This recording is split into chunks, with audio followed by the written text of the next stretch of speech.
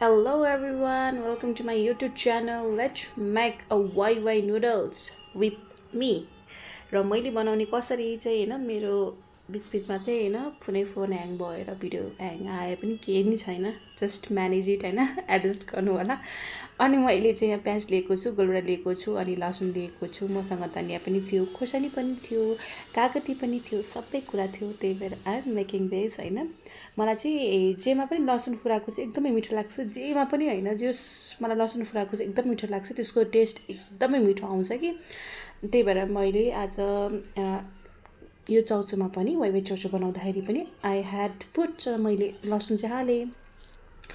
लसुन हालिसकेपछि चाहिँ त्यसपछि प्याज हाल्ने, प्याज हालिसकेपछि मजाले फ्राई गर्ने हैन। अनि ब्राउनिस भइसकेपछि गोलबेडा हालिदिने। अनि त्यसपछि गोलबेडा हालिदिसकेपछि अब मैले के अरे ऊ पनि काटेको थिएँ नि त खोर्सानी, त्यो खोर्सानी पनि हालेँ। अनि मलाई चाहिँ कस्तो हुन्छ नि, कस्तो त्यो प्लेन देखेँ कि मैले, अब कस्तो सेतो नै त्यस्तो होइन, मलाई कलरै आएन कि।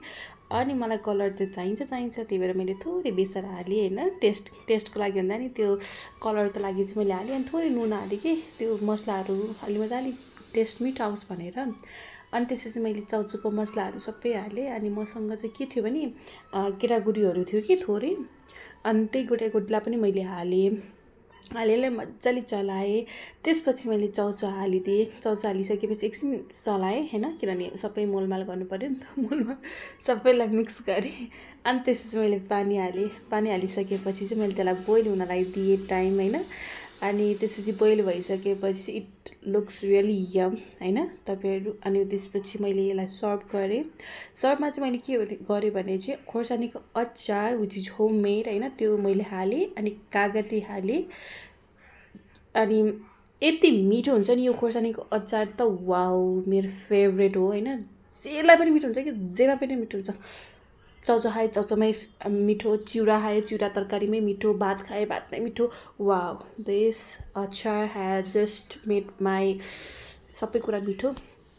अनि त्यसपछि यस मैले ट्राई पनि गरेको, अनि इट रियली इट्स सो यम।